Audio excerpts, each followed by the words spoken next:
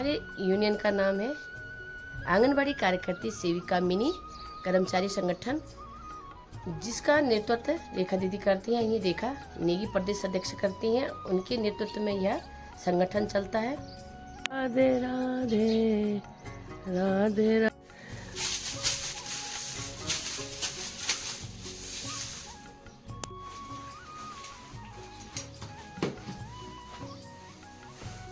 बरानी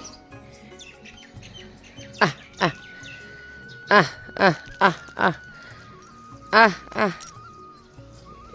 ये देखो सुबह सुबह का हमारा ये काम। आजा आजा आजा आजा। आह आह आह।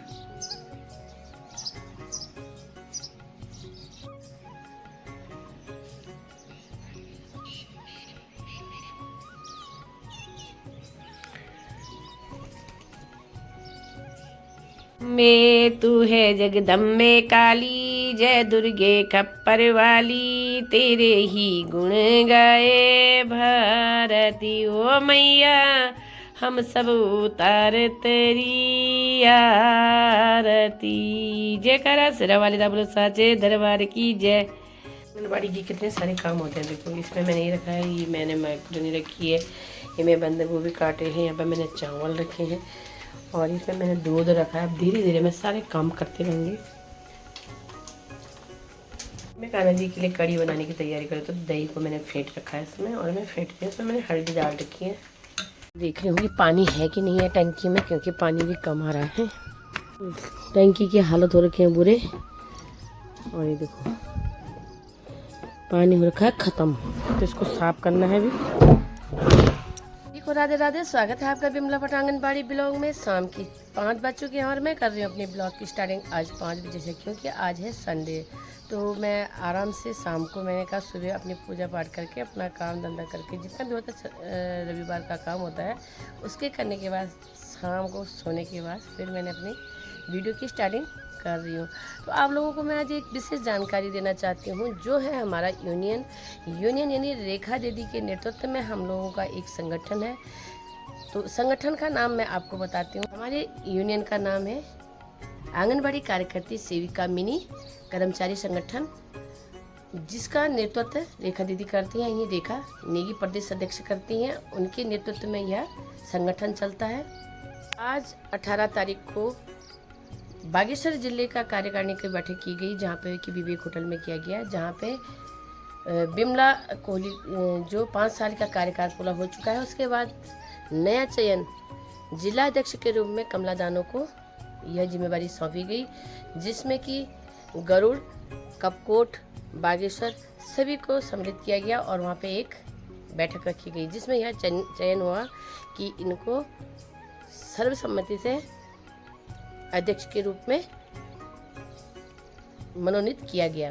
तो इसमें बहुत सारे सदस्यों का भी चयन हुआ है और यहाँ पे अध्यक्ष का चुनाव हो चुका है। क्योंकि पूरे प्रदेश में प्रत्येक जिलाओं में जिलाध्यक्ष बने गए हैं, जहाँ पे की पूरी सूची बनी है। और बागेश्वर जिला छूटा हुआ था और इसके कार्यकारिणी की बैठक के दौरान सभी आंगनबाड़ी कार्यकर्ताओं ने प्रतिभाग किया और उन्होंने जो मेन मुद्दे हैं हमारे आंगनबाड़ी से रिलेटेड, जो हमारी मांगे हैं उसके लिए भी चर्चाएं की। और वहाँ पे कहा कि जो हमारे 10 लाख कम से कम हमारा रिटायरमेंट में पैसा मिलना चाहिए, हमें पदोन्नति के लिए लाभ मिलना चाहिए। तो बहुत सारी उन्होंने वहाँ पे एक अपनी रूपरेखा बनाई और उसके तहत उन्होंने यह निर्णय लिया कि हम सारे संगठन एक होकर अपनी लड़ाई लड़ेंगे। और बहुत बहुत बधाई हो कमला दानो के लिए, जो कि हमारी जिलाध्यक्ष बन चुकी हैं। बहुत बहुत बधाई, क्योंकि हम तो पौड़ी से हैं, पौड़ी डिस्ट्रिक्ट से हैं, लेकिन हम आप लोगों को जानकारी यूनियन के माध्यम से या अपने वीडियो के माध्यम से मैं देना चाहती हूँ कि वहाँ पे भी ये चीज़ हुई है। और बहुत सारे लोग इकट्ठा होकर, सारे आंगनबाड़ी कार्यकर्तियाँ जितनी भी हैं वह इस चीज़ को बहुत दिनों से उठा रही थी, क्योंकि वहाँ पे लोग आ नहीं पा रहे थे। बहुत दूर का क्षेत्र है और जहाँ पे देहरादून में अगर हम इसको बैठक करते हैं या हम यहाँ पे हड़ताल करते हैं, वहाँ पे वो सम्मिलित नहीं हो पा रही थी। तो आज उनका जो चयन हो चुका है, तो चयन के आधार पे वो अपने कार्यों को सर्वोपरि करेंगी और उसका बिल्कुल एक नेतृत्व जो उनके हाथ पे डोर थमा दी गई है उसका नेतृत्व करेंगी, प्रत्येक ज़िले से प्रत्येक जिला अध्यक्ष अपने कामों करते हैं, उसके बाद ब्लॉक अध्यक्ष के रूप में काम करते हैं। तो ब्लॉक अध्यक्ष भी अपने कार्यकारिणी की बैठकों में भाग लेती हैं। जैसे हम लोग भी जाते रहते हैं दूर क्षेत्र के, चाहे तो थालीसैंण ब्लॉक से जैसे हम हैं चौथान से, ऐसी प्रत्येक अल्मोड़ा से आपको जितने हमारे जिला हैं 13 जिलों के प्रत्येक आंगनबाड़ी कार्यकर्तियों को चुना जाता है और इसकी बागडोर से रेखा दीदी के हाथ में है, जो कि प्रदेश अध्यक्ष के रूप में सर्वसम्मति से 2 बार और इस बार तीसरी बार उनको पद की जो कार्यभार है संभालने के लिए दिया गया है। तो इस चीज़ को आप लोग ज़रूर देखिएगा कि हम अपने अधिकारों के लिए लड़ रहे हैं। इसके किसी का अपना पर्सनल नहीं है, चाहे आंगनबाड़ी कार्यकर्तियाँ, बहुत सारे लोग होते हैं कि आंगनबाड़ी के बारे में बहुत सारी गलत धारणाएं होती हैं, गलत बातें होती हैं, उनको लोग बिल्कुल सोचते हैं, सुनते हैं, लेकिन जो चीज़ें वास्तविक धरातल पर जो काम करने वाली होती हैं वो आंगनबाड़ी वाली ही होती हैं। तो वो आपको हर चीज़ की रिपोर्ट देती है, हर जानकारी आप लोगों को देती हैं।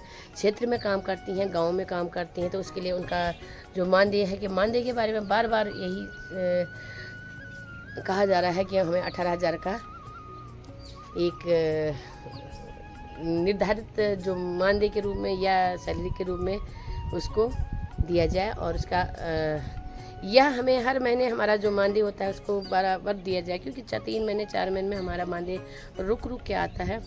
और बहुत सारी चीज़ें जो हमारी मांगे होती हैं उन चीज़ों को हम साथ लेके चलते हैं।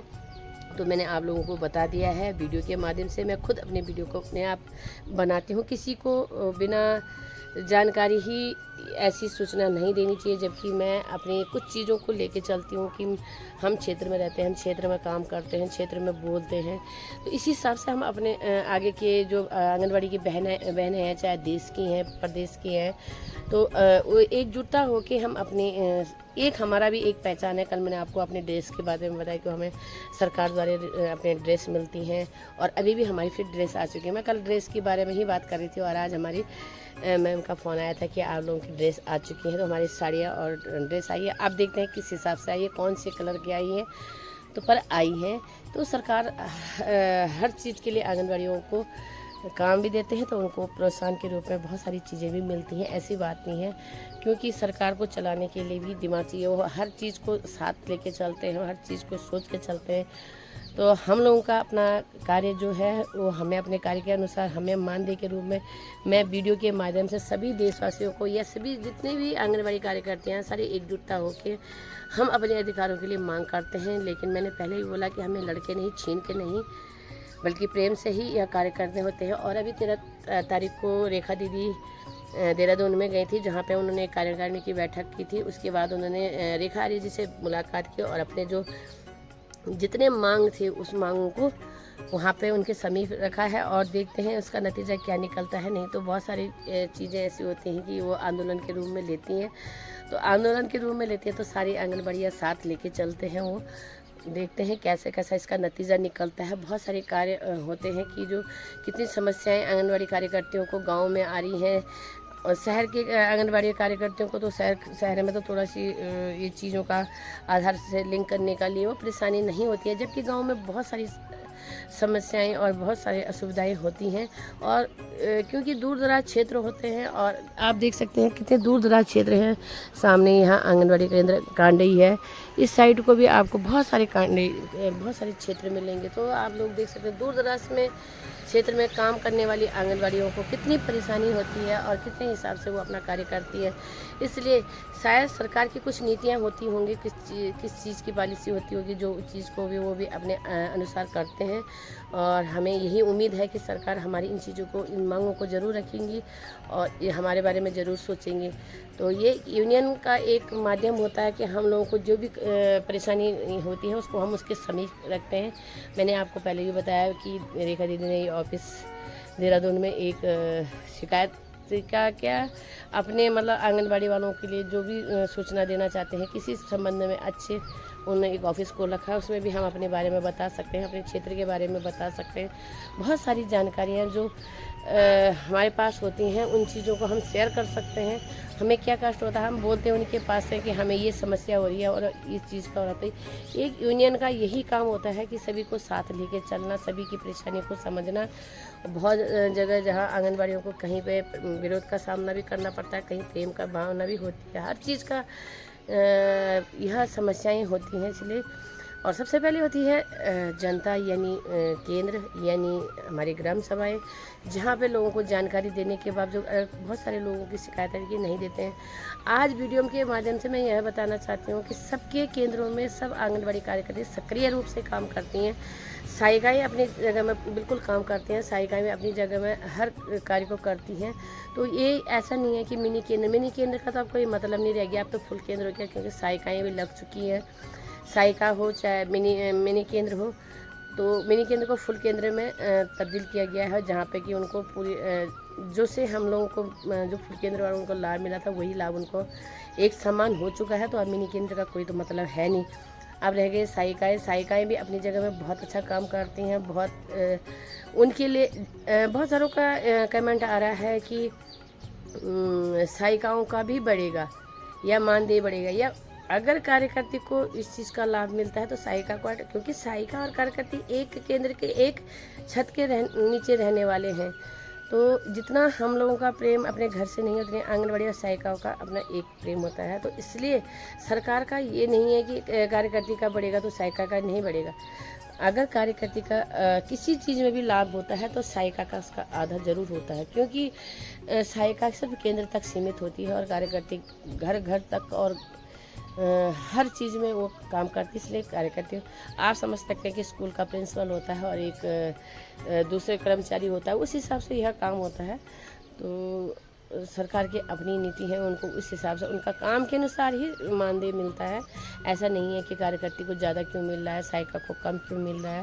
तो मैं आपको सहायिकाओं के बारे में एक वीडियो स्पेशल बताऊंगी और स्पेशल बनाऊंगी, तो आप लोग उस वीडियो को ज़रूर देखिएगा, क्योंकि बहुत सारों का कमेंट बार बार आता है। तो बार बार कमेंट आने का मतलब ये है कि वो वीडियो नहीं देखती हैं।